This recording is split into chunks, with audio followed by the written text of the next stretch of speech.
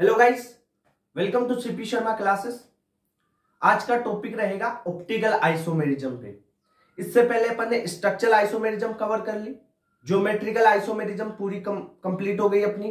ठीक है, जीआई में नंबर ऑफ जीआई कैसे देखते हैं वो भी कंप्लीट हो चुका है। अब टॉपिक बचा हुआ है ऑप्टिकल आइसोमर का और कन्फर्मर्स, और कुछ जो एडवांस एग्जांपल्स है ना या क्वेश्चन प्रैक्टिस है वो लास्ट में अपन करेंगे। ठीक है, तो रिवाइज भी हो जाएगा और कुछ अच्छे लेवल के क्वेश्चंस भी आपको कंप्लीट हो जाएंगे। ठीक है, और बचे हुए टॉपिक लास्ट में कर लेंगे। तो ऑप्टिकल आइसोमर है, आज ये शुरू करते हैं। कन्फर्मर नेक्स्ट में शुरू करेंगे। ऑप्टिकल आइसोमेरिज्म यानी optical isomer. Sir optical isomer होते क्या है, कुछ चीजें इससे रिलेटेड क्या चीज पढ़ेंगे इसमें वो देखना है। देखो ऑप्टिकल आइसोमर, इसमें देखो वर्ड को देखो एक बार। ऑप्टिकल यानी लाइट से संबंधित है। ऑप्टिक्स पढ़ते हो ना फिजिक्स में, लाइट। ठीक है, लाइट, तो ये लाइट से संबंधित है। अगर कोई कंपाउंड प्लेन पोलराइज लाइट है, उसको अगर लेफ्ट या राइट रोटेट कर देता है या क्लॉकवाइज एंटी क्लॉकवाइज रोटेट कर देगा, प्लेन पोलराइज लाइट को अगर कंपाउंड रोटेट कर रहा है तब वो ऑप्टिकल आइसोमर होगा। तो इसकी सर डेफिनेशन कैसे लिखेंगे, तो आप लिखो, ये अपन किस में पढ़ते हैं, स्टीरियो आइसोमर। स्टीरियो कौन कौन से होते हैं, जीआई और ओआई। ठीक है, तो यहां पे बात करें स्टीरियो आइसोमर,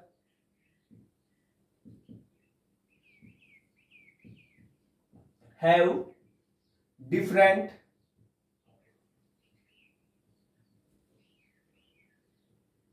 बिहेवियर टुवर्ड्स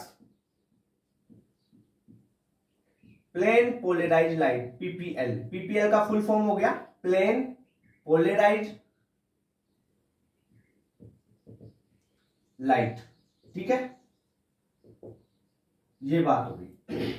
यानी स्टीरियो आइसोमर यानी वो कंपाउंड, अरे स्टीरियो आइसोमर यानी स्टीरियो आइसोमर में क्या होते हैं, एक तो जीआई आता है, एक क्या आता है, ओआई। तो ये ओआई वाले हैं। ठीक है, ओआई वाले वो कंपाउंड, यानी वो कंपाउंड। स्टीरियो आइसोमर की जगह तुम अगर समझ में नहीं आ रहा है ना तो वो कंपाउंड लिख लो भाई। Compounds have different behaviour towards plane polarise light. अब इनका बिहेवियर कैसा होगा, या तो कोई लाइट है, प्लेन पोलराइज लाइट आ रही है, उसको या तो लेफ्ट घुमाएगा या राइट घुमाएगा, या तो वो क्लॉकवाइज घुमाएगा या एंटी क्लॉकवाइज घुमाएगा। ठीक है, यही कर सकता है। यानी अरे भाई एक या तो क्लॉकवाइज घुमा देगा या एंटी क्लॉकवाइज, दो ही तरीके से घूम सकती है। या तो ऐसे घुमा देगा या ऐसे घुमा देगा, या तो ऐसे घुमा दिया या ऐसे घुमा दिया, दो ही तरीके से घुमा पाएगा। और इसको ही आप क्या बोलोगे, अगर घुमा रहा है ना तो उसे ऑप्टिकल आइसोमर बोलते हैं। अब ये कैसे होता है, एक एक्सपेरिमेंट भी दे रखा है एनसीईआरटी में, निकोल प्रिज्म वाला, तो उसको एक बार बता देता हूं सिंपली वे में कैसे क्या चीज है। मान लो एक लाइट सोर्स है, यहां पर ये है आपके पास लाइट सोर्स, ये है आपका लाइट सोर्स। इससे जो लाइट आ रही है,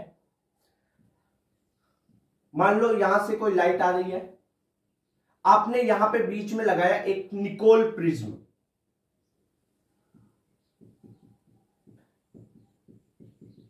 निकोल प्रिज्म, ये लाइट इस पे गिरी निकोल प्रिज्म पे।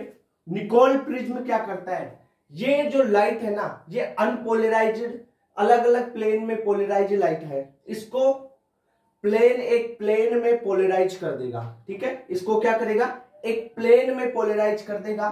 तो ये होगी आपके पास एक प्लेन पोलराइज लाइट, जिसे बोलेंगे पीपीएल बोल दो आप। पीपीएल का full form plane polarise light. इस लाइट को ये प्लेन पोलराइज लाइट बना देता है, सिंपल लाइट। अपन ने सिंपल लाइट डाली, निकोल प्रिज्म काम क्या किया, पीपीएल में कन्वर्ट कर दिया इसको, यानी प्लेन पोलराइज लाइट। अब देखो ये जो प्लेन पोलराइज लाइट है, ये आपके पास एक ट्यूब है, इसमें आपने एक ऑर्गेनिक सॉल्यूशन डाला, ऑर्गेनिक कोई भी ऑर्गेनिक कंपाउंड डाला जिसको चेक करना है। ठीक है,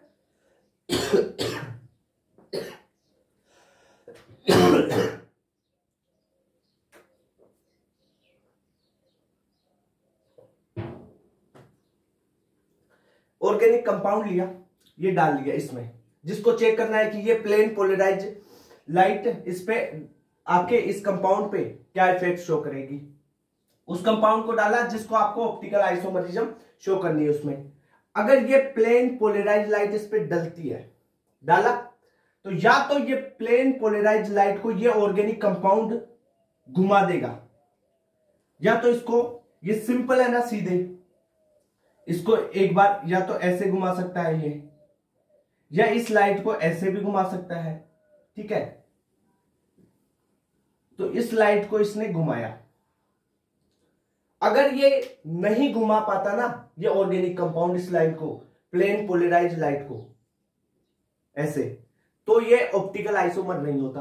पर इसने अगर घुमा दिया, किसी भी साइड घुमाओ, क्लॉकवाइज घुमाओ या एंटी क्लॉकवाइज घुमाओ, अगर देखो इसमें इस ऑर्गेनिक कंपाउंड ने इस लाइट को ऐसे घुमाया, मतलब इसमें क्या किया इसने, या तो वो क्लॉकवाइज घुमाएगा, CW का मतलब क्लॉकवाइज घुमाएगा, या वो घुमाएगा एंटी क्लॉकवाइज, एंटी क्लॉकवाइज, ठीक है। अगर क्लॉकवाइज लाइट को घुमा देता है, क्लॉकवाइज, क्लॉक कैसे चलती है, ऐसे चलती है ना, यानी वो इस प्रकार इस वे में घुमा देगा इसको, लाइट को इस वे में, कैसे, यहां से नीचे ये घुमा रहा है, ऐसे घुमा रहा है इस साइड, और एंटी क्लॉकवाइज ऐसे, ठीक है, इस वे में घुमा दिया। देखो सुनो बात, अगर क्लॉकवाइज घुमा देगा तो क्लॉकवाइज घुमा देगा तो उस कंपाउंड को बोलेंगे डी या प्लस, उसे क्या बोलेंगे, डी कंपाउंड बोलेंगे। और जो एंटी क्लॉकवाइज घुमाता है उसे एल बोल सकते हैं या माइनस भी बोलते हैं। यहां पे भाई डी का मतलब डेक्सो रोटेटरी, एल का मतलब लेवो रोटेटरी होता है। डी का मतलब क्या होता है, डेक्सो रोटेटरी, डेक्सो रोटेटरी, एल का मतलब लेवो रोटेटरी।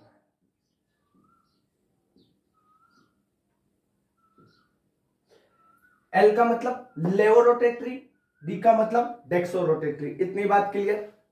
अगर ये डी और एल आ रहा है तो क्या होगा, ये ऑप्टिकल आइसोमर है भाई ये, ठीक है। डी में एक चीज और ध्यान रख लेना, वैसे आती नहीं है, क्वेश्चन नहीं पूछा था, यहाँ पे थीटा होगा ना, थीटा तो पॉजिटिव में आएगा, क्लॉकवाइज है, और यहाँ पे एंटी क्लॉकवाइज है, जो थीटा क्या होगा, नेगेटिव में होगा, ठीक है। एंगल जो होगा इसमें वो, सिंपल बात समझ में आई कि आपने कोई लाइट ली, उसे निकोल प्रिज्म पे डाला, अब निकोल प्रिज्म क्या करेगा, उसको प्लेन पोलराइज लाइट में कन्वर्ट कर देगा।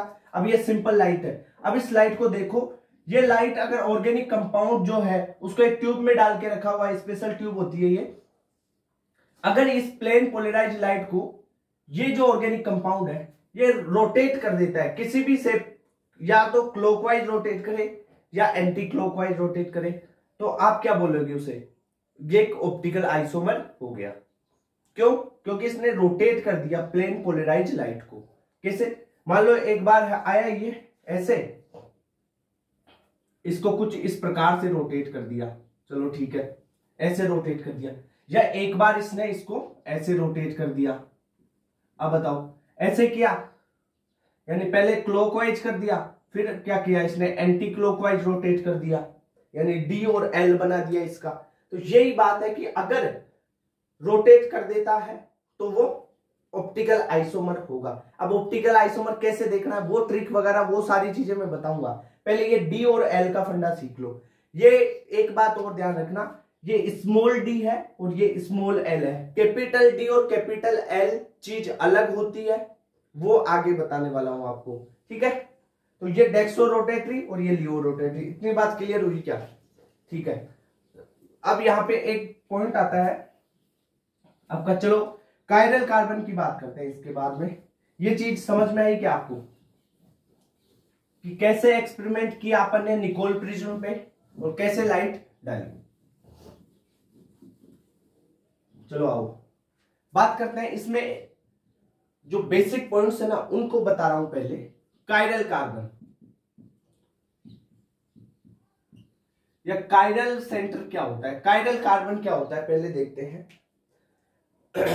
कायरल कार्बन या कायरल एटम वो एटम होगा जो खुद sp3 हो और उससे लगे हुए जो चारों ग्रुप हो ना वो डिफरेंट होने चाहिए, यानी कार्बन से लगे हुए चारों ग्रुप, जो चार ग्रुप लगे हुए हैं, चारों वैलेंसी हैं, उस पे लगे हुए चारों ग्रुप डिफरेंट होने चाहिए। ए है, ये बी होगा, ये सी होगा, ये डी होगा। ठीक है, सी कर लो, ये ई कर लो। तो चारों ग्रुप अगर डिफरेंट है तो इसे बोलेंगे क्या, कायरल कार्बन। और कायरल कार्बन हो तो स्टार लगा देते हैं उसकी जगह। ठीक है, यानी स्टार लगा हुआ कहां पे दिखे तो जनरली ये कायरल कार्बन के लिए लगाते हैं। ठीक है, जैसे एग्जांपल देखो, सी, यहां पे है Cl Br, यहां पे CH3 और यहां पे फ्लोरीन। क्या ये कायरल कार्बन है? हाँ है। क्यों कायरल कार्बन? कायरल कार्बन क्यों है, कारण बताओ। कारण ये है कि जो ये कार्बन है ना, ये कार्बन, इस कार्बन पे लगे हुए जो चारों ग्रुप है वो चारों डिफरेंट है। चारों ग्रुप अगर डिफरेंट हो तभी वो कार्बन कायरल होगा। ठीक है, एक एग्जांपल से बात करते हैं। जैसे ये कार्बन यहां पे लगा दिया मैंने CH3, इधर C2H5 लगा दिया,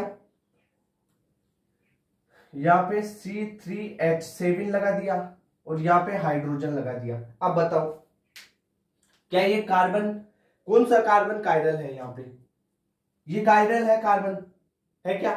देखो ये कायरल कार्बन होगा क्योंकि CH3 ग्रुप अलग है, C2H5 अलग है, ये प्रोपिल वाला C3H7 ग्रुप अलग है और हाइड्रोजन अलग है। यानी चारों ग्रुप डिफरेंट हो तब वो जो है कार्बन या एटम वो कायरल होगा। कायरल का फंडा समझ में आया क्या आपको? कायरल कार्बन देखना जरूरी है भाई, बाद में कंफ्यूजन होगा, उससे पहले आप यहां पे देख लो। क्योंकि सारी जो ऑप्टिकल आइसोमरिज्म है ना वो कायरल कार्बन के इर्द गिर्द घूमेगी।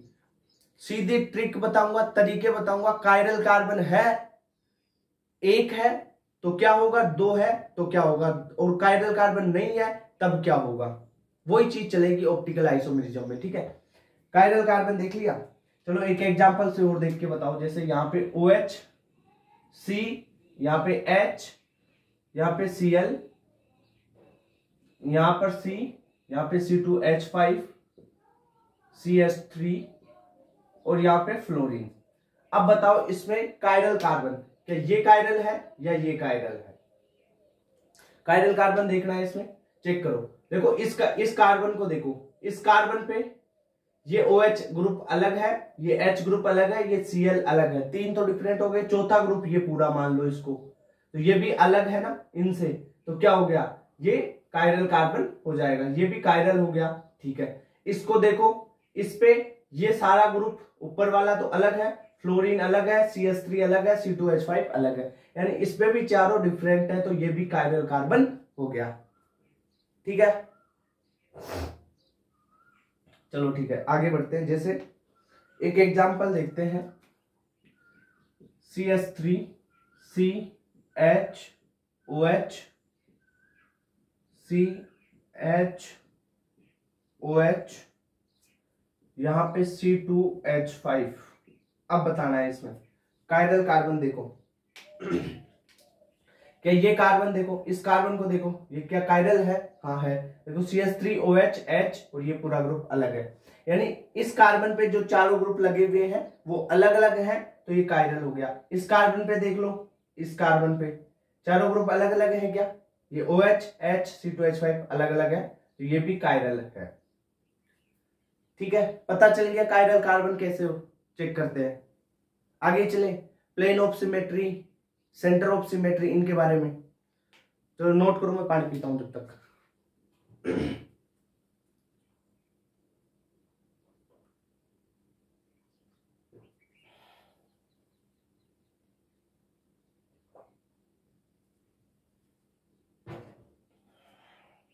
हो गया? कायरल कार्बन का फंडा समझ में आया क्या आपको? यानी जो कार्बन है सेंटर वाला एटम, उस पे चारों ग्रुप अलग अलग होंगे। sp3 तो होगा, चारों ग्रुप अगर अलग अलग है तो वो तो पहले sp3 तो वैसे होगा। अगर डबल बॉन्ड आ गया तो वो तीन ही ग्रुप लगेंगे, तो वो हो ही नहीं सकता। चार ग्रुप चारों अलग अलग होनी चाहिए कार्बन पे, तब वो कायरल कार्बन कहलाएगा। ठीक है, sp3 होना चाहिए।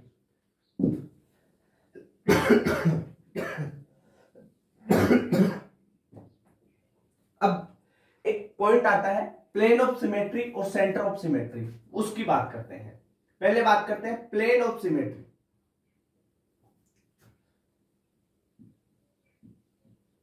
प्लेन ऑफ सिमेट्री,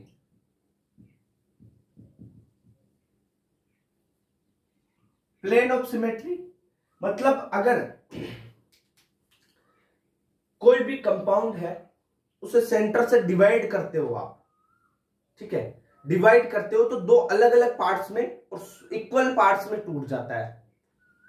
सर कैसे? देखो एग्जांपल बताओ, जैसे इंग्लिश का आपने एच देखा है, एच को क्या करो, यहां से डिवाइड करो, देखो सेम में टूट गया ना, दो में, ठीक है। सी को करो, सेम में टूट गया। तो ये है प्लेन ऑफ सिमेट्री। अब इनको कंपाउंड्स में कैसे देखते हैं प्लेन ऑफ सिमेट्री, उसकी यहां पे अपन बात करते हैं। जैसे CS3, यहां पे C,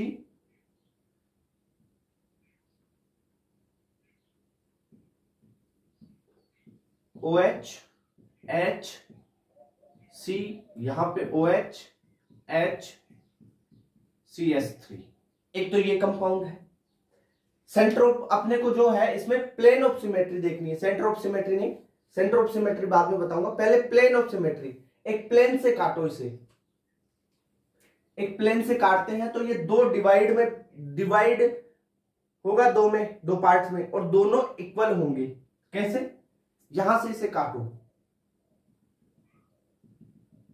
चलो ठीक है, यहां से काट दिया, देखो ऊपर वाला और नीचे वाला पार्ट सेम होना चाहिए, बिल्कुल सेम है, हूबहू एक जैसा है।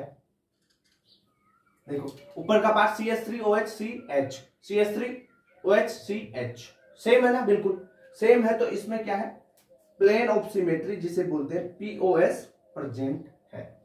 एक एग्जांपल और देखो, जैसे CH3, यहां पे C, H, यहां पे Br, C, यहां पे Br, यहां पे क्लोरीन नहीं लगाओ, यहां पे Cl लगाओ, हाइड्रोजन लगा लो, कोई दिक्कत नहीं है, और यहां पे Cl। अब ये कंपाउंड है, इसमें बताना है आपको कि इसमें प्लेन ऑफ सिमेट्री है या नहीं है। देखो सबसे पहली बात, सेंटर से इसको जो प्लेन है, एक प्लेन से काटो, यहां से काटा तो क्या दोनों जो ऊपर वाला पार्ट है और नीचे वाला पार्ट है क्या सेम है? बताओ, नहीं है ना, तो इसमें प्लेन ऑफ सिमेट्री नहीं होगी, क्योंकि यहां पे Cl है, यहां पे CS3 है। इतनी बात क्लियर? जैसे आगे बढ़े अपन, इससे तो दिखेगा ही नहीं, CS3, C, Cl, Br, C, Cl, Br, C2H5। एक तो ये कंपाउंड है, ठीक है। इसमें बताओ कि इसमें प्लेन ऑफ सिमेट्री है, काट के देख लो प्लेन से, एक किसी भी एक प्लेन से देख लो ना, जहां से आपको लगे कि यहां से सिमेट्री आ सकती है, उस जगह से काट के देखो क्या सिमेट्री आ रही है। Br, Cl, Cl, Br, यहाँ पे देखो, यहाँ पे चेंज हो गया, यहाँ पे CS3 है, यहाँ पे C2H5, तो प्लेन ऑफ सिमेट्री इसमें नहीं होगी। प्लेन ऑफ सिमेट्री देखना आना चाहिए भाई। देख, कायरल कार्बन देखना सीख ले, प्लेन ऑफ सिमेट्री देखना सीख ले, और सेंटर ऑफ सिमेट्री देखना सीख ले, तेरे को कहीं दिक्कत नहीं आएगी। ऑप्टिकल एक्टिव है या कंपाउंड ऑप्टिकल इनएक्टिव, ऐसा सीधा फंडा बताने वाला हूं। ओके, जो तू कुछ भी एनेंशियोमर जो कुछ भी देखेगा ना, बिल्कुल सीधा देखना पड़ेगा, बिल्कुल सीधा ट्रिक पॉइंट से समझ में आ जाएगा सारी बातें, ठीक है। पहले ये समझ ले कि प्लेन ऑफ सिमेट्री कैसे देखते हैं और सेंटर ऑफ सिमेट्री कैसे देखते हैं। जैसे यहाँ पे एक कंपाउंड की बात करते हैं, CS3, Cl, H, H, ठीक है, यहाँ पे Cl, यहाँ पे CH3। अब बताओ क्या ये कंपाउंड है, ये प्लेन ऑफ सिमेट्री दे रहा है या नहीं दे रहा है? देखो यहां से काट के देखो, अब यहाँ पे देखो ऊपर वाला और नीचे वाला क्या सेम है? हाँ सेम है सर, तो ये क्या होगा, प्लेन ऑफ सिमेट्री इसमें है, प्रेजेंट है। प्लेन ऑफ सिमेट्री को बोल रहा हूं POS। ओके, इतनी बात क्लियर? अब देखो कुछ और एग्जांपल्स अपन करते हैं। जैसे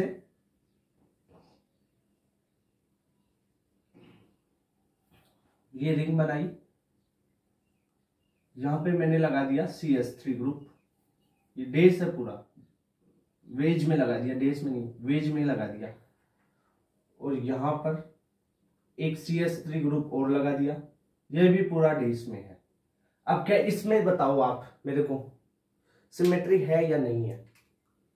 देखो इसको या तो यहां से काट लो आप, यहां से काटोगे तब क्या मिल रहा है आपको? सिमेट्री मिल रही है, तो प्लेन ऑफ सिमेट्री। देखो इधर CH3 है, एक कार्बन यहाँ पे है, एक कार्बन यहाँ पे है, और ये CH3 है, और दोनों सेम में है, डेज वेज में है तो वेज में, डेज में हो गए तो डेज में, तो सेम है, तो यहाँ पे प्लेन ऑफ सिमेट्री प्रेजेंट है। देखो एक एक और है, जैसे यहां पे क्लोरीन लगा दिया और ये वेज में लगा दिया क्लोरीन। अब बताओ क्या इसमें होगी प्लेन ऑफ सिमेट्री? काट के देखो इसको, यहां से काटते हो तो नहीं हो रही है, यहां से काटते हो तो नहीं होगी, पर एक चांस हो रहा है आपके पास, ऐसे नहीं काट के आप ऐसे काट के देख लो, इस प्लेन से काट के देख लो, इस प्लेन से, यहां से Cl, इस कार्बन को भी काट दो, यहाँ पे Cl को काट दो, ऐसे इसको काटा तो क्या होगा? ऊपर ये और नीचे ये, तो सेम सेम मिल गया, तो प्लेन ऑफ सिमेट्री इसमें प्रेजेंट होगी। ठीक है, इतनी बात क्लियर? चलो एक काम और करते हैं, जैसे एग्जांपल बताऊं, ये देखो यहां पे ये डेस में लगे हुए हैं, क्लोरीन है, यहां पे भी क्लोरीन लगा हुआ है। इस कंपाउंड को आपको बताना है, इस कंपाउंड में आप बताओ कि यहाँ पे प्लेन ऑफ सिमेट्री है या नहीं है? है नहीं है? है। देखो अगर आप इसे कहां से काट सकते हो ये तो बताओ। पहली बात, इसे काट कहां से सकते हो? यहां से। अगर बीच में से आप मान लो काटते हो, तब तो इसमें POS प्रेजेंट है, यानी प्लेन ऑफ सिमेट्री है। इधर भी सेम है, इधर भी सेम है। चलो इसका एक अलग एक्सटेंडेड रूप कर देते हैं। जैसे आपके पास है, यहां पे ये डेस में है क्लोरीन, ये वेज में है क्लोरीन। अब बताओ, अब इसमें आप बताओ कि ये वाला कंपाउंड POS देगा या नहीं देगा? काटो इसको ऐसे, यहां से काट के देख लो। इधर Cl देखो किस में है? डेस में है, और इधर Cl वेज में है, वेज बिल्कुल रंगा हुआ है, ठीक है, वेज में है, ये वेज में है और ये डेस में। वेज डेस का मतलब मान ले ये ऊपर है ये नीचे है, वेज डेस, ठीक है। ये तो वेज में है, ये डेस में है, ऊपर ये तो Cl ऊपर लगा हुआ है, ये Cl नीचे है, तो कहां से होगी? सिमेट्री नहीं होगी ना, तो इसमें प्लेन ऑफ सिमेट्री नहीं होगी, ठीक है, इसमें प्लेन ऑफ सिमेट्री नहीं होगी। इतनी बात क्लियर?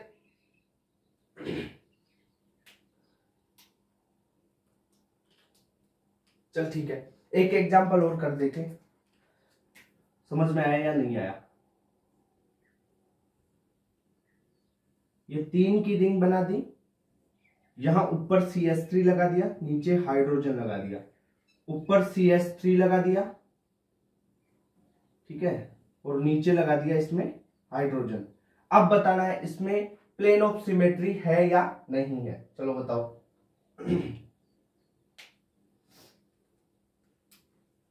देख, काट के देख ले यहां से, इस कार्बन से, कहां से काट दिया? इस कार्बन से होते हुए यहां से क्रॉस करके काट के देख ले, इधर भी सेम है, इधर भी सेम है, तो यानी इसमें प्लेन ऑफ सिमेट्री प्रेजेंट होगी। अगर इसको ऐसे कर दूं मैं, जैसे एक एग्जांपल बताऊं तुम्हारे को, यहां पे बता देता हूं,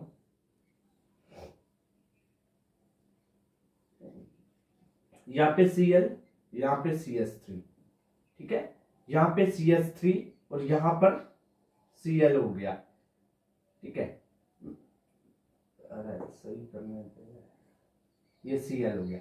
अब बताओ इसमें क्या इसमें सिमेट्री है या नहीं है? प्लेन ऑफ सिमेट्री की बात करें, सेंटर ऑफ सिमेट्री बाद में सिखाऊंगा।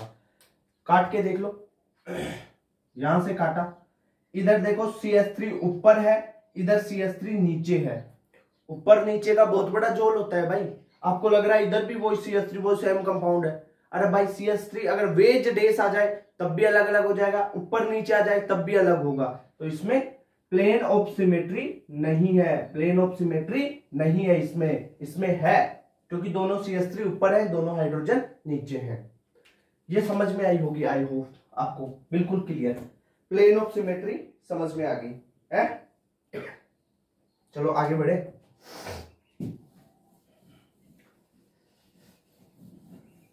अब आती है सेंटर ऑफ सिमेट्री, उस पर चर्चा करते हैं।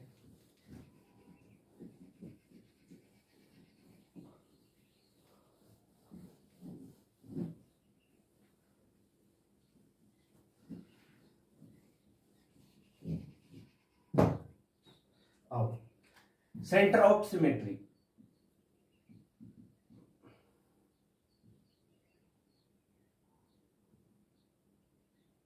सेंटर ऑफ सिमेट्री, अरे क्या लिख रहा हूं, सिमेट्री।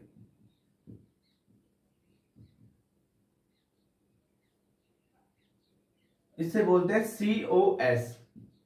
सेंटर ऑफ सिमेट्री का मतलब है कि अगर आप एक काम करो, सेंटर से कोई भी कंपाउंड आपके पास है, उसका सेंटर देखो, सेंटर से आप अपोजिट जाओ, इधर भी जाओ और इधर भी जाओ। मान लो ये बोर्ड है, बोर्ड का ये सेंटर है।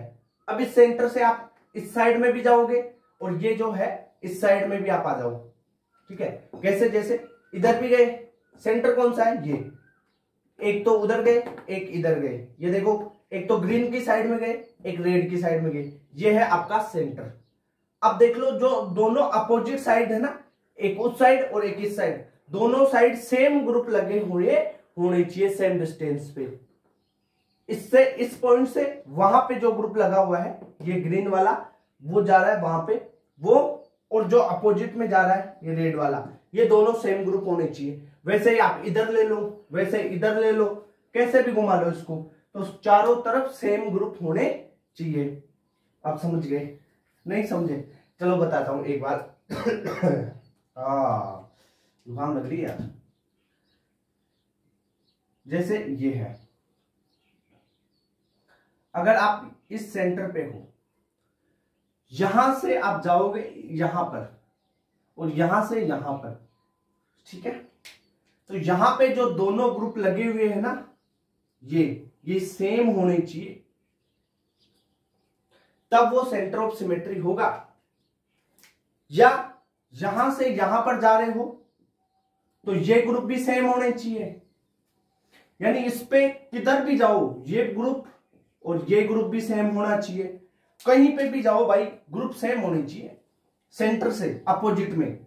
यहां से यहां पे गए ये ग्रुप सेम है, यहां से यहां पे आए ये ग्रुप भी सेम है, तब वो सेंटर ऑफ सिमेट्री होगा, ठीक है। इतनी बात क्लियर हुई या नहीं हुई, पहले ये बताओ। चलो ठीक है। अब सेंटर ऑफ सिमेट्री होती किसमें, जनरली बात करूं आपके सिलेबस में क्या है, जो इवन नंबर की रिंग है, इवन नंबर की रिंग है, उनके लिए दे रखा है सेंटर ऑफ सिमेट्री। तो आपको ओड नंबर की रिंग आ जाए ना, तो उसको तो वैसे ही बोल देना है कि इसमें है ही नहीं, है ही नहीं, हम मानते ही नहीं है इसमें है ही नहीं, क्योंकि सिलेबस में ही नहीं है। ओड नंबर की रिंग आ जाए, सेंटर ऑफ सिमेट्री नहीं है, छोड़ दो, नहीं है, खत्म बात। अब इवन नंबर की, सम संख्या की रिंग आए तब बात होगी कुछ। जैसे यहां पे एक रिंग लेते हैं अपन 4 कार्बन की, ठीक है। यहां पे एक ग्रुप लगा हुआ है आपका CH3, दूसरा ग्रुप यहां पे लगा हुआ है एक CH3, ठीक है। इतनी बात क्लियर। एक ग्रुप यहां पे क्लोरीन लगा देते हैं, यहां पे भी क्लोरीन लगा देते हैं, बाकी के हाइड्रोजन है यहाँ पे भी हाइड्रोजन, बाकी हाइड्रोजन रहेंगे, okay. Centre of symmetry check करते हो ना, कैसे चेक करोगे, सेंटर पे जाओ, खड़े हो जाओ सेंटर पे, अपोजिट साइड जाओ, या तो ऊपर जाओ नीचे जाओ, इधर जाओ इधर जाओ, जिधर ग्रुप है ना उधर चले जाओ, सीधे चलते जाओ, कोई दिक्कत नहीं है। इधर गए आप, ऊपर गए, ऊपर एक Cl मिला सेम पे, इधर गए, इधर भी Cl मिला, चलो ठीक है, इन ग्रुप में तो है। आगे के ग्रुप में देख लो, CH3 में यहां पे गए और इसमें यहां पे गए, तो इधर भी सेम ग्रुप आ रहे ना, सेम ग्रुप आ रहे हैं इधर अपोजिट 180 डिग्री पे जाने पर, और इधर भी सेम ग्रुप, तो यानी इसमें सेंटर ऑफ सिमेट्री है। पहली सिंपल जनरल बेसिक बात ये है। अब चलो आगे बढ़ते हैं थोड़ा, जैसे आप बताना, ये है 4 कार्बन की रिंग, सही बना ही लेते हैं ना, 4 कार्बन की रिंग है, यहां पे वेज में रखा हुआ है आपके पास, कोई भी ग्रुप लगा लो, क्लोरीन, ब्रोमीन, आयोडीन, कोई भी ग्रुप। दूसरा इधर वेज में है क्लोरीन, यहां पे भी क्लोरीन लगा हुआ है। क्या इसमें सेंटर ऑफ सिमेट्री है या नहीं है, आप ये बताओ चेक करके। यहां से आप Cl के पास जाओ और यहां से भी आप Cl के पास जाओगे, ठीक है, तो क्या इसमें सेंटर ऑफ सिमेट्री होगा? बताओ। देखो दोनों वेज में है ना, तो दोनों या तो ऊपर होंगे या दोनों ही नीचे होंगे। तब आप अपोजिट में जाओ तो यार क्या होगा, ये Cl वेज में लगा हुआ है, इसका मतलब ये ऊपर है ऐसे, और ये Cl वेज में लगा हुआ है तो इसका मतलब ये भी ऊपर है। अब बीच में से जाओ आप 180 डिग्री कैसे जाओगे, इसके पास कैसे जाओगे? अगर ये ऐसे लगा हुआ हो ना, तब देखो, तब हो सकती है सिमेट्री। ये तो ऐसे लगा हुआ है ऊपर, दोनों ही ऊपर एक साथ, तो भाई सेंटर ऑफ सिमेट्री तो होगी ही नहीं, ठीक है, तो यहां पे COS नहीं होगी। दूसरी बात करें, जैसे आपके पास कंपाउंड है ये, यहां पे एक तो डेस में क्लोरीन लगा हुआ है और दूसरा है वेज में आपके पास क्लोरीन लगा हुआ है। वेज का मतलब मान लो आप ऊपर, तो इसका मतलब है यहां पे ऊपर, ठीक है, ये बात हो गई ऊपर की। और जो Cl ये है, इसका मतलब हो गया क्या, नीचे। तो इस सेंटर से आप जाओगे 180 डिग्री, देखो इधर भी जा सकते हो और इधर भी जा सकते हो, तो दोनों सेम मिल रहा है, तो इसमें क्या होगी, सेंटर ऑफ सिमेट्री प्रेजेंट होगी, ठीक है। तो यहां पे COS सेंटर ऑफ सिमेट्री होगी। इसमें क्यों नहीं होगी बता चुका, कैसे बताया मैंने, जैसे Cl ये डेस में है, वेज में है, ये भी वेज में है, दोनों वेज में है, तो देखो इसको ऊपर रखा, ये वेज में है तो ये भी ऊपर गया। अब यहां सेंटर से आप चलो, ये इसको देख के चलोगे तो इसके क्या चलना पड़ता है, विपरीत चलना पड़ता है ना। मैंने क्या बोला था कि ये पॉइंट है, ये पॉइंट है, तो अगर आप यहां पे कोई ग्रुप देख रहे हो तो ये तो या तो ऐसे चलोगे, फिर इसके अपोजिट देखना है आपको ग्रुप, तो ये तो यहां पे तो चल गए आप, इधर तो देख लिया Cl है, ये Cl, पर यहां पे कोई दूसरा Cl है ही नहीं, क्योंकि ये दूसरा Cl भी डेस में ही है, इसकी साइड में ही है, जहां पे ये है ना Cl वो उधर ही है, तो इसमें सेंटर ऑफ सिमेट्री हो ही नहीं सकती। ओके, इतनी बात क्लियर? तो ये चीज समझ में आई क्या कि सेंटर ऑफ सिमेट्री किसमें हो सकती है और किसमें नहीं हो सकती है।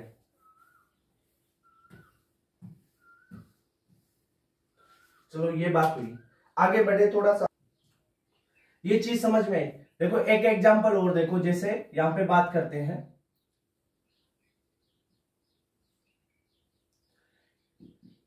ये डेस में यहां पे Br ब्रोमीन लगा हुआ है, ठीक है, अगर अपन यहां पर ब्रोमीन लगा दें, ओके, ये वेज में है, ये डेस में, यहां पे डेस में क्लोरीन लगा हुआ है, ओके, यहां पे वेज में अपन क्लोरीन लगा दे, तब इसमें आप चेक करके बताओ क्या इसमें सेंटर ऑफ सिमेट्री है या नहीं है। देखो चेक कैसे करना है, सेंटर में रहो और अपोजिट में देखो, यहां से ब्रोमीन है और यहां पे ब्रोमीन है, इधर वेज में है एक डेस में है, सेंटर ऑफ सिमेट्री हो सकती है, ठीक है। दूसरे वाले को देख लो, इधर भी क्लोरीन है उधर क्लोरीन है, यहां से जाओगे, ये वेज में है, सही है, ये डेस में है, सही है, यानी सेंटर ऑफ सिमेट्री होगी। अब देखो एक एग्जांपल से और समझाता हूं, देखो नहीं आई समझ में, कोई दिक्कत नहीं है। ये चीजें ज्यादा टफ नहीं होगी, सिंपल होगी। जो मैं चीजें बता रहा हूं ना, वेज डेज, ये भाई मैक्सिमम पीक लेवल पे क्वेश्चन आता है ना, तब होता है ऐसा, ठीक है। वरना जनरल बिल्कुल सिंपल क्वेश्चन दिया जाएगा आपको। तो नीट में तो क्या है, सिंपल क्वेश्चन आते हैं, और क्या है।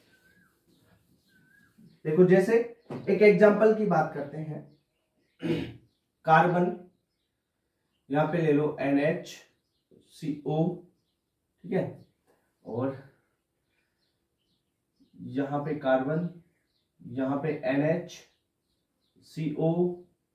ये यहां पे CH3, यहां हाइड्रोजन, ओके। यहां पे क्या था, C लगाया था ना अपन ने, कार्बन है भाई, कार्बन है ये, यहां पे हाइड्रोजन, यहां पे CH3, ओके। इतनी बात क्लियर। अब आपको इसमें बताना है कि इसमें सेंटर ऑफ सिमेट्री है या नहीं है इस कंपाउंड में। सबसे पहली बात जो आपको आनी चाहिए वो, सेंटर में खड़े हो जाओ और अपोजिट भागो। यहां पे CO है और यहां पे भी CO मिल गया, ठीक है, सेम मिलना चाहिए। इधर भी CO, यहां पे भी CO हो गया। यहां से यहां जाओ, इधर भी NH, इधर भी NH, सही है। इस सेंटर से होते हुए देखो, यहां पे हाइड्रोजन है और इधर भी हाइड्रोजन है, ठीक है, सही बात है सर, मिल गया। यहां पे CH3 है, यहां से सेंटर से होते हुए इधर आओ तो यहां पे भी आपको CH3 मिल रहा है। यानी सेंटर से 180 डिग्री पे घूमना है, इस साइड में, इस साइड में। देखो मेरी बात सुनो, अगर ये बोर्ड है ना, बोर्ड पे सेंटर में मैं हूं, अगर मेरे को इधर देखना है, इस साइड देखना है, तो मैं इस साइड देखूंगा 180 डिग्री पे, दोनों, ठीक है। 180 डिग्री पे देखूंगा तो क्या मिलेगा मेरे को, सेम ग्रुप मिल रहा है ना 180 डिग्री पे, तो क्या बोल सकता हूं, तब क्या होगा, सेंटर ऑफ सिमेट्री प्रेजेंट है। तो यहां पे COS प्रेजेंट है। चलो ठीक है, आपको पता चल गया कायरल कार्बन का, प्लेन ऑफ सिमेट्री और सेंटर ऑफ सिमेट्री का। अब आगे बढ़ते हैं, बस अब क्वेश्चन हो गए आपके। जो क्वेश्चन है ना, सेंटर ऑफ सिमेट्री देख ली आपने, प्लेन ऑफ सिमेट्री देख ली, फटाफट होंगे, फटाफट। देखो सबसे पहले आपने पढ़ा क्यों ये centre of symmetry, chiral D, plane of symmetry क्यों पढ़ा? ऑप्टिकल एक्टिव और ऑप्टिकल इनएक्टिव देखने के लिए, ठीक है। तो ऑप्टिकल एक्टिव और ऑप्टिकल इनएक्टिव देखते हैं, कैसे देखेंगे। देखो अगर यहां पे बात कर लेते हैं POS की और COS, सेंटर ऑफ सिमेट्री की। अगर कोई कंपाउंड है उसमें प्लेन ऑफ सिमेट्री है और सेंटर ऑफ सिमेट्री है, दोनों है, तो ऑप्टिकली वो क्या होगा, इनएक्टिव। ऑप्टिकली इनएक्टिव, OIA बोल देंगे इसे, ऑप्टिकली इनएक्टिव।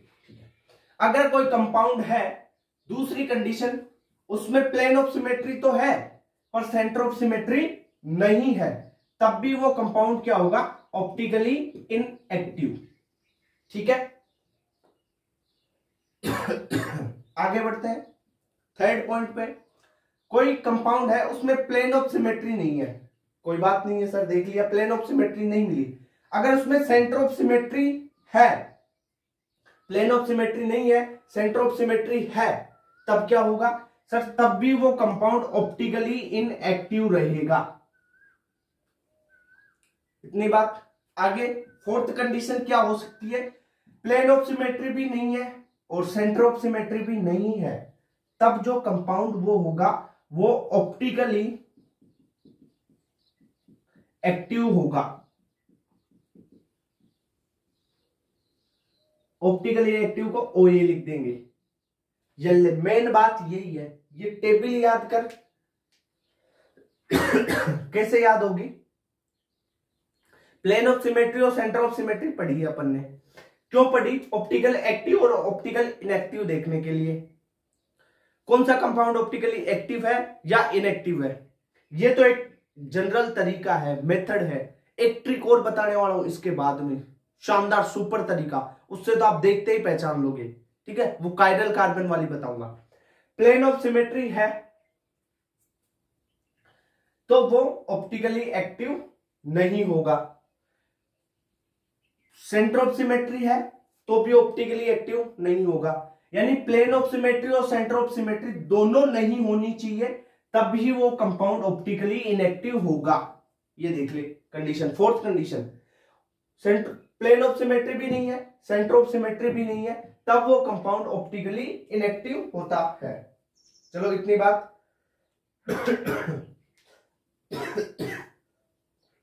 ठीक है, आगे बढ़ते हैं हम थोड़ा।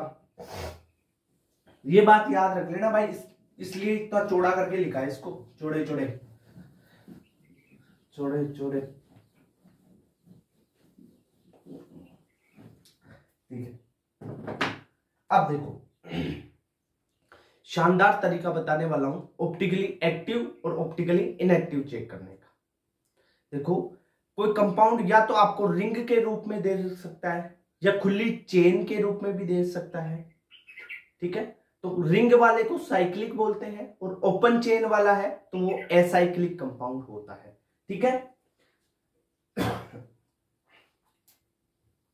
तो टॉपिक डाल लो, how to check optically active and inactive compound. मान लो कोई कंपाउंड है आपके पास, अगर वो कंपाउंड ओपन चेन में है तो एसाइक्लिक होगा, एसाइक्लिक कंपाउंड यानी ओपन चेन वाले कंपाउंड।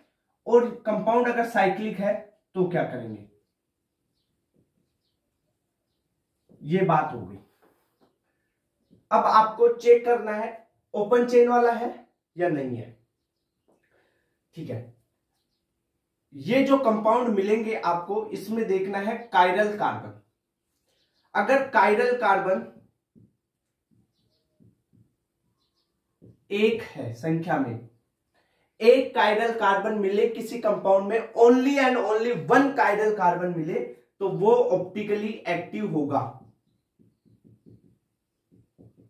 Optically active. ठीक है सर, इतनी बात हो गई। एक कायरल कंपाउंड है, उसमें कायरल कार्बन है, ए साइक्लिक है, उसमें कायरल कार्बन एक मिल रहा है, ओनली एक कायरल कार्बन है, एक से ज्यादा नहीं है, एक ही है, तो वो ऑप्टिकली एक्टिव होगा। साइक्लिक में भी बात कर लेते हैं। साइक्लिक में भी कायरल कार्बन अगर एक है, साइक्लिक में भी कायरल कार्बन एक है, तो वो भी क्या होगा, ऑप्टिकली एक्टिव होगा। यानी सबसे पहले आप देख लो जो कंपाउंड दिया हुआ है ना, उसमें कायरल कार्बन, अगर एक कायरल कार्बन मिल रहा है ना, एक सिंगल वन कायरल कार्बन है कंपाउंड में, तो भाई वो ऑप्टिकली एक्टिव होगा, कोई सा ही कंपाउंड हो, कैसा ही हो। एक कायरल कार्बन मिल रहा है ना, तो ऑप्टिकली एक्टिव होगा। इतनी बात क्लियर हुई या नहीं हुई? ऑप्टिकली एक्टिव ऑलवेज, हमेशा आप देखो एक कायरल कार्बन है तो ऑप्टिकली एक्टिव ही होगा। इतनी बात एक कायरल कार्बन की तो हो गई सर यहां पे। दूसरी, अगर कायरल कार्बन एक से ज्यादा है, अगर कायरल कार्बन एक से ज्यादा है, या मोर देन वन लिख देता हूं यहां पे, मोर देन वन, एक से ज्यादा कायरल कार्बन हो, तब आपको आ जाना है किस पे, प्लेन ऑफ सिमेट्री पे। प्लेन ऑफ सिमेट्री किसी भी कंपाउंड में आपको फिर चेक करनी है प्लेन ऑफ सिमेट्री। देखो ए साइक्लिक कंपाउंड में जो ओपन चेन वाले होते हैं उनमें सेंटर ऑफ सिमेट्री तो होगी ही नहीं, सेंटर ऑफ सिमेट्री तो साइक्लिक में चेक करनी है। और साइक्लिक में भी किसमें सेंटर ऑफ सिमेट्री चेक करोगे, जो सम संख्या की रिंग होगी, यानी इवन नंबर की रिंग होगी। यानी रिंग जैसे चार कार्बन की रिंग है, 6 कार्बन की रिंग है, 8 कार्बन की रिंग है, इनमें ही सेंटर ऑफ सिमेट्री चेक करना। आप जो ओड नंबर की रिंग है ना, उसमें तो छोड़ देना, सिमेट्री चेक ही मत करना, सेंटर ऑफ सिमेट्री। ठीक है, उनमें तो होती नहीं। ठीक है। अगर chiral carbon more than one हो गया, मोर देन वन का मतलब है उसमें आपको चेक करना है प्लेन ऑफ सिमेट्री। अगर प्लेन ऑफ सिमेट्री प्रेजेंट है, प्लेन ऑफ सिमेट्री प्रेजेंट है, तो वो ऑप्टिकली इनएक्टिव होगा कंपाउंड। दूसरा, अगर यहां पे बात करूं प्लेन ऑफ सिमेट्री की, अगर प्लेन ऑफ सिमेट्री उस कंपाउंड में एब्सेंट है यानी प्लेन ऑफ सिमेट्री नहीं है, तब वो कंपाउंड ऑप्टिकली एक्टिव हो जाएगा। बिल्कुल सिंपल तरीका है भाई चेक करने का, इतना माथा घुमाना ही नहीं है, सीधा ऑप्टिकली एक्टिव इनएक्टिव। देखो कायरल कार्बन, देखो कायरल कार्बन क्या होता है, ऐसा कार्बन जिसपे चारों ग्रुप डिफरेंट लगे हुए हो तो वो कायरल होगा। अब एक कायरल कार्बन है, एक कायरल कार्बन है तो वो क्या होगा, ऑप्टिकली एक्टिव ऑलवेज, हमेशा। यहां पे लिख लो ऑलवेज, ऑलवेज ऑप्टिकली एक्टिव। एक कायरल कार्बन, एक chiral carbon always, always optically active. ठीक है, अगर एक से ज्यादा कायरल कार्बन आ रहे हैं तब आप प्लेन ऑफ सिमेट्री और प्लेन ऑफ सिमेट्री चेक करोगे। प्लेन ऑफ सिमेट्री अगर प्रेजेंट है, प्लेन ऑफ सिमेट्री किसी कंपाउंड में है तो वो ऑप्टिकली इनएक्टिव हो जाएगा एक से ज्यादा कार्बन में। ठीक है, अगर प्लेन ऑफ सिमेट्री नहीं है, प्लेन ऑफ सिमेट्री नहीं है तब आप ऑप्टिकली एक्टिव बोलेंगे। एक से ज्यादा कायरल कार्बन होने चाहिए, एक कायरल कार्बन है तो हमेशा ऑप्टिकली एक्टिव लगाना है। चलो ठीक है, ये एसाइक्लिक की बात होगी, यानी जो ओपन चेन वाले कंपाउंड है उनकी बात होगी।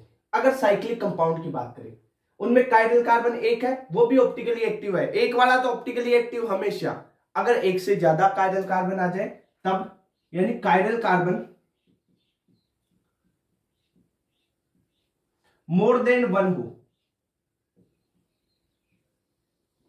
एक से ज्यादा हो, तब इसमें क्या करेंगे अपन, प्लेन ऑफ सिमेट्री चेक करेंगे पहले। तो आप चेक करो plane of symmetry and centre of symmetry. अगर कंपाउंड में प्लेन ऑफ सिमेट्री है, सेंटर ऑफ सिमेट्री भी है, तो आप बोलेंगे ऑप्टिकली इनएक्टिव। ठीक है, अगर प्लेन ऑफ सिमेट्री है, सेंटर ऑफ सिमेट्री नहीं है,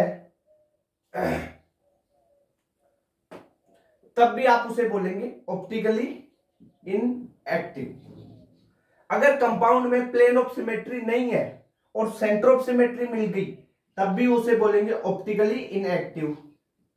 अगर कंपाउंड में प्लेन ऑफ सिमेट्री नहीं है और सेंटर ऑफ सिमेट्री भी नहीं है, तब वो कंपाउंड हो गया ऑप्टिकली एक्टिव। तो इसमें आप कंडीशन कौन सी याद रखोगे, प्लस ये क्रॉस टिक टिक टिक ये नहीं याद रखना, आपको याद रखना है अगर किसी कंपाउंड में प्लेन ऑफ सिमेट्री और सेंटर ऑफ सिमेट्री देखनी है ना अपने को, तो वो तो इस एलिसाइक्लिक में तो देखना ही नहीं है, साइक्लिक कंपाउंड वाले होंगे, जो साइक्लिक कंपाउंड है उनमें देखनी होगी। अब साइक्लिक कंपाउंड में आप चेक करोगे तो जिसमें प्लेन ऑफ सिमेट्री भी नहीं हो और जिसमें सेंटर ऑफ सिमेट्री भी नहीं हो, तब वो ऑप्टिकली एक्टिव होगा। ठीक है, वरना चाहे इसमें से एक आ जाए या इसमें से एक कोई आ जाए, तब वो ऑप्टिकली इनएक्टिव रहेगा। या इसमें एक दोनों ही आ जाए, प्लेन ऑफ सिमेट्री भी और सेंटर ऑफ सिमेट्री, तब भी ऑप्टिकली इनएक्टिव रहेगा। या दोनों में से एक भी प्रेजेंट होगी ना एक पॉइंट लिख लो आप, सही रहेगा कि जब chiral carbon more than one हो, तब आपको चेक करना है plane of symmetry and centre of symmetry. तो प्लेन ऑफ सिमेट्री और सेंटर ऑफ सिमेट्री दोनों में से दोनों प्रेजेंट हो या दोनों में से कोई एक भी प्रेजेंट हो, तब कंपाउंड ऑप्टिकली इनएक्टिव रहता है। अगर सेंटर ऑफ सिमेट्री और प्लेन ऑफ सिमेट्री दोनों ही प्रेजेंट नहीं है, तब कंपाउंड ऑप्टिकली एक्टिव होगा। ठीक है ना, ये चीज समझ में आनी बहुत जरूरी है भाई। पहला क्वेश्चन ही यहां से आता है कि ऑप्टिकली एक्टिव है या नहीं है, तो समझ में आई ये चीज। स्क्रीनशॉट लो इसको भाई, शॉर्ट नोट्स में लिखना है, इसलिए स्क्रीनशॉट के लिए बोल रहा हूं मैं, लिखो इसको। अब देखो ऑप्टिकल आइसोमेरिज्म में जैसे स्पाइरेन आ जाए या बाइफेनिल वाला एक 2016 में केस आया हुआ है पीवाईक्यू में, तो उसको भी डिस्कस कर लेते हैं कि कौन ऑप्टिकली ओआई एग्जिबिट करेगा, कौन नहीं करता है, उसकी बात कर लेते हैं। जैसे यहां पे ऑप्टिकली आइसोमेरिज्म शो कौन करेगा, पहली चीज जो एलिन्स होती है ना, क्यों उनमें बात कर लेते हैं। अगर लगातार आपको जो डबल बॉन्ड है वो इवन नंबर में हो, इवन नंबर में आपको डबल बॉन्ड मिले कंटिन्यू इवन नंबर में, इवन नंबर में आपको कौन मिले, डबल बॉन्ड मिले, तो वो OI वहां शो होगी, OI वो करेगा। कैसे, जैसे देखो आपके पास C डबल बॉन्ड C, यहाँ पे CH3, यहाँ पे क्लोरीन लगा दिया, यहाँ पे आपने क्लोरीन लगा लिया, यहाँ पे ब्रोमीन लगा दिया मान लो। अब ये ऑप्टिकली एक्टिव है या OI शो कर रहा है या नहीं कर रहा है, उसकी बात करते हैं। देखो ये OI शो करेगा, क्यों शो करेगा, सिमेट्री नहीं है भाई इसमें। पहली बात कि जो ये डबल बॉन्ड है एक, ये दूसरा डबल बॉन्ड है, इनका प्लेन देखा जाता है। अगर पहले इस डबल बॉन्ड की बात करूं तो ये इस प्लेन में है, तो लगातार ये दूसरा डबल बॉन्ड आएगा ना, तो ये डबल बॉन्ड बनाएगा ना पाई बॉन्ड, तब ऐसे बनाएगा, यानी दोनों का जो प्लेन है वो डिफरेंट हो जाएगा। प्लेन क्या होगा, डिफरेंट। अगर प्लेन डिफरेंट हो जाता है तो वो कर देगा शो यहाँ पे, तो ये प्लेन डिफरेंट हो गया ना दोनों का, एक डबल बॉन्ड का ऐसा, दूसरे का ऐसा। यानी अपन बात करें, ये जो डबल बॉन्ड है इसका प्लेन अगर ऐसा है तो इस डबल बॉन्ड का प्लेन ऐसा होगा, यानी दोनों का प्लेन डिफरेंट हो गया। तो प्लेन डिफरेंट हो गया तो ये ऑप्टिकल आइसोमेरिज्म एग्जिबिट करेंगे। यहां पे ध्यान रखना, ये CH3 Cl, ये Cl Br, ये ग्रुप अलग अलग होने चाहिए। इस कार्बन के ये दोनों ग्रुप अलग होने चाहिए, इस कार्बन के दोनों ग्रुप अलग होने चाहिए। इतनी बात हो गई। ऐसा ही अगर अपन बात करें तो रिंग में बात करें, रिंग भी कंटिन्यू हो और इवन नंबर में हो, इवन नंबर में रिंग हो और कंटिन्यू हो, ठीक है, तो आप बोल सकते हैं कि वहां पे भी OI शो होगी, ऑप्टिकल आइसोमर होगा। कैसे, जैसे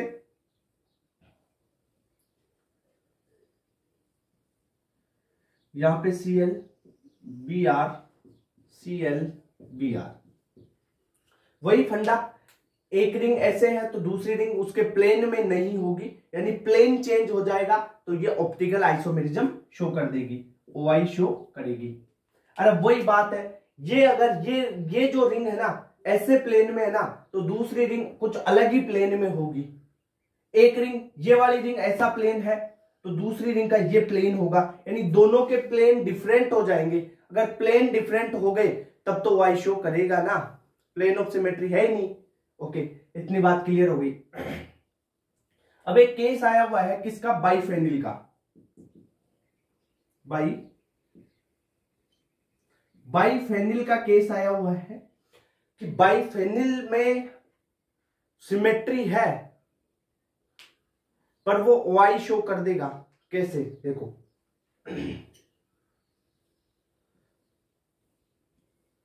ये एक फेनिल ग्रुप, ये दूसरा फेनिल ग्रुप, ठीक है, ये बाइफेनिल है।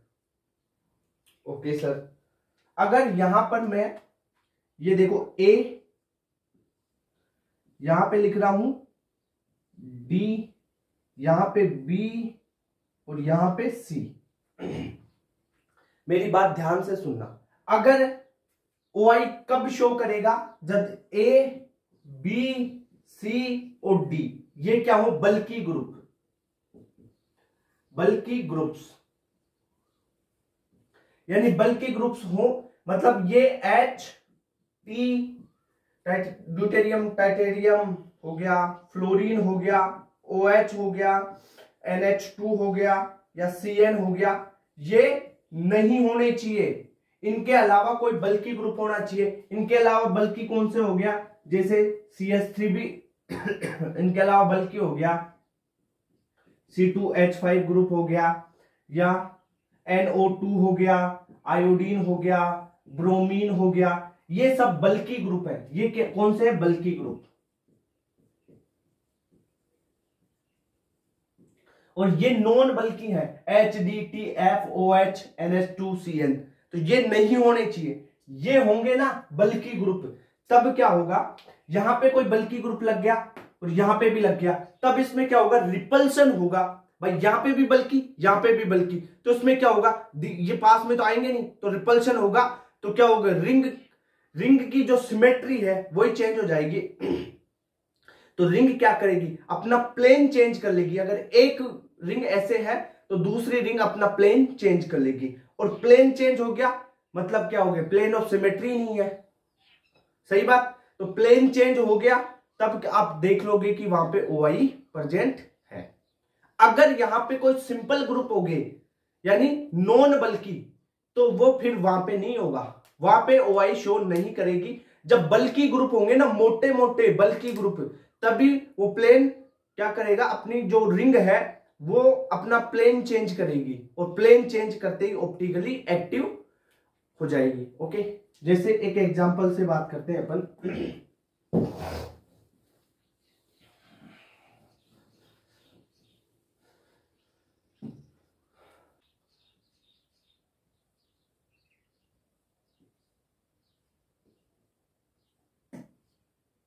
ये दो बाइफेनिल रिंग बना दी, यहां पे हाइड्रोजन लगा दिया, यहां पे CH3 लगा दिया, यहां पे CH3 लगा दिया, यहां पे फ्लोरीन लगा दिया। अब मेरे को बताओ कि क्या ये जो रिंग है ऑप्टिकली एक्टिव होगी या इनएक्टिव होगी। ये तो ऐसे कंडीशन आ जाए ना बल्कि ग्रुप, तब क्या होगा, ये OI शो कर देगा, ठीक है। अगर ये वाले ग्रुप आ गए ना तो OI शो नहीं करेगा। ओके, अब देखो यहां पे H है और दूसरा CH3 है, यहां पे CH3 और फ्लोरीन। अब देखो ये फ्लोरीन नॉन बल्कि ग्रुप है, ये हाइड्रोजन भी बल्कि नहीं है, ठीक है, ये बल्कि नहीं है। एक भी छोटा ग्रुप आ जाए ना तो यार ये बड़ा वाला ये छोटा वाला एडजस्ट हो जाएंगे ये, तो ये रिंग क्या करेगी, अपना प्लेन चेंज नहीं करेगी, यानी ये OI नहीं होंगे, ऑप्टिकल आइसोमर नहीं होंगे। दूसरी एक एग्जांपल देखो, जैसे एक फेनिल रिंग ये है, दूसरी फेनिल रिंग ये है, यहां पे मैंने लगाया NO2, यहां पे CH3 लगा दिया, यहां पे CH3 लगा दिया, ठीक है, और यहां पे लगा दिया NO2। अब बताओ, अब देख लो, अब ये बल्कि ग्रुप है भाई, NO2 भी बल्कि है, CH3 भी, तो बल्कि ग्रुप है तो OI शो कर देगा। कौन, बल्कि ग्रुप।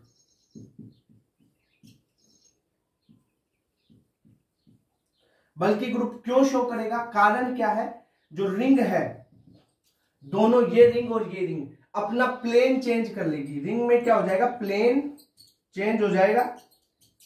ओके, इतनी बात क्लियर हुई। तो ये बाइफेनिल वाला PYQ में एक केस आया हुआ था, वो अपन ने कर लिया, ठीक है। OI वाला हो गया ना ये, अरे कुछ नहीं देखना भाई, नीट 2016 के लगभग आया हुआ था ये PYQ में, उसका केस है।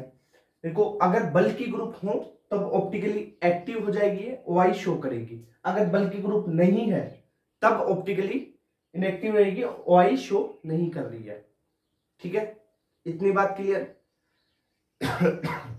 अब जो ऑप्टिकल आइसोमर है इनका नोमेनक्लेचर देखते हैं। नोमेनक्लेचर सर कौन सा वाला पढ़ाने वाले हो इसमें, जो GI में तो सिस ट्रांस सिन एंटी ये वाले पढ़ लिए थे अपन ने, यहाँ पे R और S कॉन्फ़िगरेशन कैसा है, D और L कॉन्फ़िगरेशन, ये सब पढ़ने वाले हैं, ठीक है। तो ये नोट करो, फिर अपन करते हैं। अब बात करते हैं DL कॉन्फ़िगरेशन इरिथ्रियोथ्रियो की और RS कॉन्फ़िगरेशन की। जो अपन DL इरिथ्रियोथ्रियो वगैरह ये सारी चीजें पढ़ेंगे ना, तो इसके लिए अपने को चाहिए करेक्ट फिशर प्रोजेक्शन। अब करेक्ट फिशर प्रोजेक्शन कैसे देखते हैं, कैसे बनाते हैं भाई, इसमें तो बोल दिया जाता है D और L में अगर करेक्ट फिशर पोजीशन है तब आप OH की साइड देख लो कि OH किस साइड में है, लेफ्ट में है या राइट में, करेक्ट फिशर पोजीशन। अरे भाई वहां पे अगर करेक्ट फिशर पोजीशन ही नहीं दे रखा है स्ट्रक्चर, तो क्या करोगे, कैसे करेक्ट फिशर पोजीशन बनाना है आपको, अगर इनकरेक्ट फिशर पोजीशन दे रखी है तो, ठीक है। अपन बात करते हैं फिशर पोजीशन की। पहले फिशर पोजीशन जो बेसिक चीज है उसको देख लेते हैं। तो यहां पे बात करते हैं फिशर प्रोजेक्शन।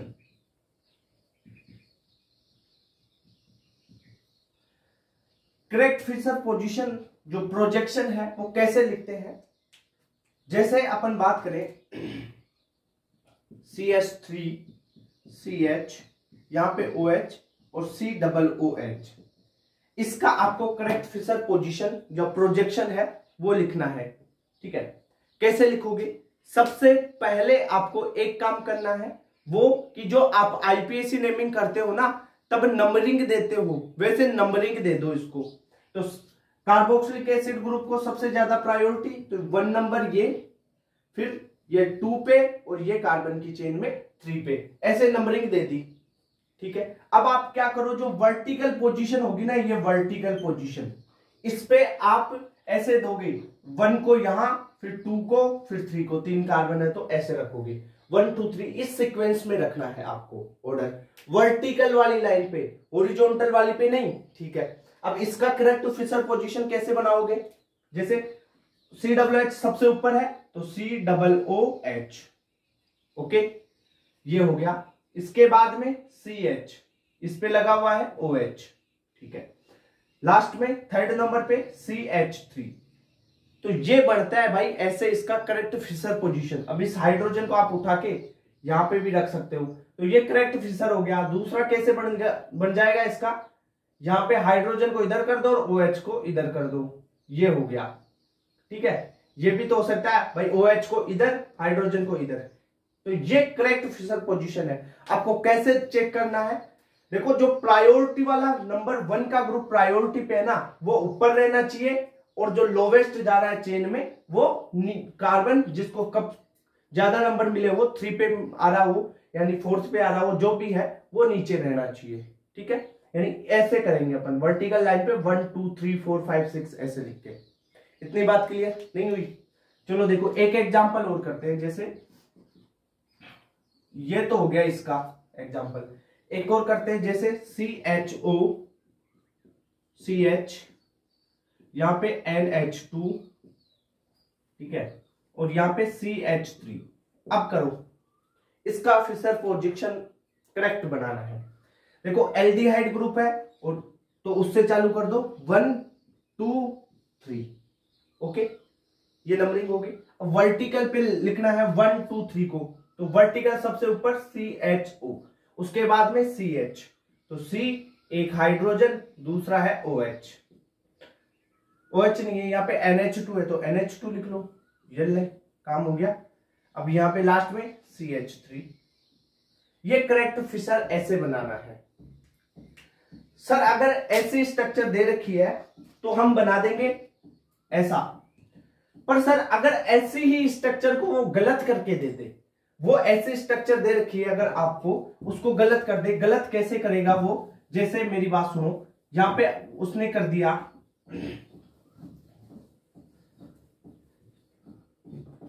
चल सही लिख लेते हैं। अगर आपको क्वेश्चन में कैसे दे दिया जाए, जैसे CH3, यहां पे C, यहां पे COOH, यहां पे OH, और यहां पे H। अब क्या ये करेक्ट फिशर है? भाई जो सबसे प्रायोरिटी वाला ग्रुप है, वो तो यहाँ पे वर्टिकल लाइन पे तो है ही नहीं कार्बन की चेन, तो ये गलत है ना, तो रॉन्ग फिशर है ये रॉन्ग फिशर प्रोजेक्शन है। अब इसको सही कैसे करें सर? आपने वहां पे तो ऐसे बता दिया कि ऐसे करके ऐसे करके ऐसे कर लो, चलो ठीक हो जाएगा सर। अब ऐसा आ जाए तब सर हम OH भी दे रखा है, सर OH की पोजीशन का भी अब तो नीचे है, हम कुछ नहीं कर सकते। तो इसके लिए रूल बने हुए हैं। कैसे रूल है?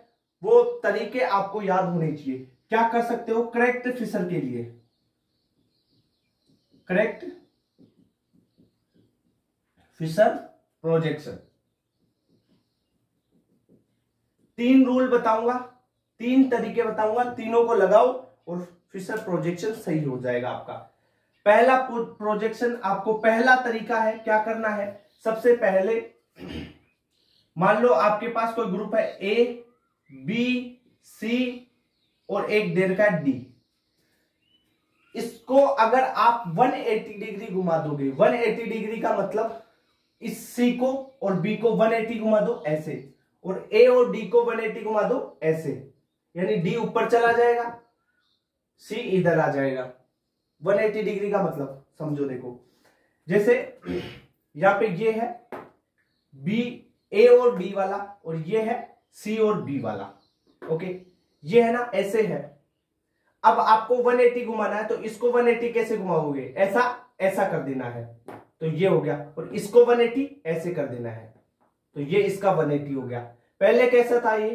पहले यहां पे आपके पास ऐसा था, पहले ऐसा था, ठीक है, पहले ऐसा था। 180 घुमाओगे तो इसको 180 ऐसे, इसको 180 ऐसे, ये हो गया। समझ में आया ना? 180 डिग्री घुमाओ, कोई चेंज नहीं होगा, आराम से। इसको 180 घुमाओगे तो क्या बन जाएगा, देखो 180 घुमाओ तो ये है, ये C तो इधर आ जाएगा, B है तो यहां पे आ जाएगा B, ये D है जो ऊपर चला जाएगा, और A है वो यहां पे आ जाएगा। ठीक है, पहला रूल 180 डिग्री घुमाना है आपको, ठीक है, दोनों को, एक को घुमा के छोड़ना मत है भाई, इसको घुमा दिया इसको नहीं घुमाया, गलत हो जाएगा। दोनों को घुमाना है 180 डिग्री, तब आपका आंसर उस हिसाब से ले लेना है। आप कैसे आंसर आएगा वो घुमा के आप चेक कर लोगे। दोनों को घुमाओगे तो आंसर पे कोई फर्क नहीं पड़ेगा, कंपाउंड सेम रहता है अगर 180 डिग्री आप रोटेट कर देते हैं। पहली बात। दूसरी बात आपको, जैसे यहां पे ABCD से अपन बात कर लेते हैं, A है, ये C है, ये B है, और ये वाला D है। अगर आपको क्या करना है, ये जो C है ना, C को B की जगह ला दो, B को D की जगह ला दो, और D को C की जगह ला दो। ये वाला रोटेशन करते हो तब भी कंपाउंड में कोई चेंज नहीं आता। यानी अपन ने क्या किया है यहां पे, बेसिकली देखो, C को B की जगह लाया, यानी A को फिक्स कर दिया। A क्या है यहां पे, A है फिक्स, A है फिक्स, A है फिक्स। अब क्या किया, ये C है ना, इसको लाया B की जगह, ठीक है। अब इस B को लाया D की जगह, ये लो, ये D की जगह क्या आ गया, B आ गया, और ये D है ना वो C की जगह चला गया। तो ये, यानी ऐसा रोटेशन कर दोगे ना तब भी कंपाउंड में कोई फर्क नहीं पड़ेगा। फिशर आप ऐसा करके भी चेंज कर सकते हो, ठीक है। कोई गलत फिशर दे रखा है और आपको लग रहा है कि ये जो B वाला कंपाउंड है, यहाँ पे जो कंपाउंड है वो यहाँ पे आना चाहिए, तब ऐसा वाला कर दो, C को उठा के यहाँ पे कर दो। B वाला कंपाउंड मान लो यहाँ पे आना चाहिए, आपको लग रहा है, तो C वाले को यहाँ पे कर दो, B वाले को यहाँ पे कर दो, D वाले को यहाँ पे कर दो, ऐसा चेंज हो सकता है, ठीक है। एक थर्ड चेंज और हो सकता है, जैसे अपन बात करें, ये जो चेंज किया है इसका रिवर्स चेंज। कैसे रिवर्स का मतलब, कैसे, A है, एक है B आपके पास, एक है C, देखो ये C है, इसको C कर देते हैं, C, ये है B और ये है D। अब इसमें इसका जो है ना उसको रिवर्स कर दो। आप कैसे करोगे, A को, फिक्सर को, और इसका रिवर्स, यानी पहले C को यहां पे लाए थे, अब क्या करना है तुम्हारे को, अब इस C को यहां पे नहीं ले जाना है, C को B की जगह नहीं लाना है, अब करना है B को C की जगह, C को D की जगह, और D को B की जगह। समझे मतलब क्या, मतलब अब करना है ऐसे, हो गया, इसको इसकी जगह, इसको इसकी जगह, और इसको इसकी जगह। चलो ठीक, मतलब A को रखा फिक्स, यानी A तो है फिक्स। अब क्या हो गया, ये B है, ये C की जगह चला गया, तो यानी यहां पे C हो गया, C आ गया D की जगह, यहां पे C हो गया, और D चला गया B की जगह। ये C नहीं यार, ये B गया ना, ये B है, C की जगह गया, तो यहां पे B आ गया ना, ठीक है। अब ये देखो C D की जगह आ गया, ये D है, तो यहां पे क्या हो गया, C और D यहां पे चला गया। तो ये बात है, ये तीन तरीके से आप कोई भी फिशर आए, कोई भी कंपाउंड है, ऐसा चेंज करोगे ना तो कंपाउंड में कोई भी फर्क नहीं पड़ेगा, आपका आंसर करेक्ट आएगा। कैसे सर, जैसे अपन बात करें, एक एग्जांपल से बात करते हैं, ऐसा कैसे होगा, जैसे CH3 OH H और यहां पे CHO है। अब आपको पता है कि जो प्रायोरिटी वाला ग्रुप है, एल्डिहाइड ग्रुप है, ये ऊपर होना चाहिए CH3 की जगह, ठीक है। तो आप अब देखो, इसको CHO को ऊपर ले जाना चाहते हो, तो ऊपर कौन, ये अगर ये D वाला है, ये DCHO, ये ऊपर जाए तो कौन सा रोटेशन करा दो, 180 डिग्री वाला, यानी D को ऊपर ले जाना है, तो क्या कर दो, 180 डिग्री घुमा दो इसको। 180 डिग्री घुमाओगे तो CHO कहां पे जाएगा, CH3 की जगह, और OH कहां पे जाएगा, यहां पे। तो क्या बन गया आपके पास, CHO कंपाउंड ऊपर चला गया, CH3 नीचे, इधर H, इधर OH, यानी रियल में फिशर ये है। ये फिशर प्रोजेक्शन इसका करेक्ट है, ऐसे चेंज करना है। ठीक है, चलो एक एग्जांपल और बात करते हैं अपन। जैसे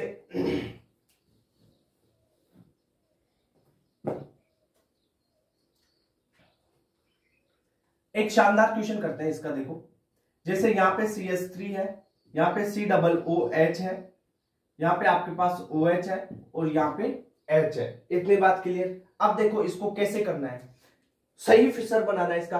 जो सही फिशर में क्या होता है, COOH ग्रुप है तो वो कहां पे जाएगा, ऊपर, और CH3 कहां पे आना चाहिए, यहाँ पे।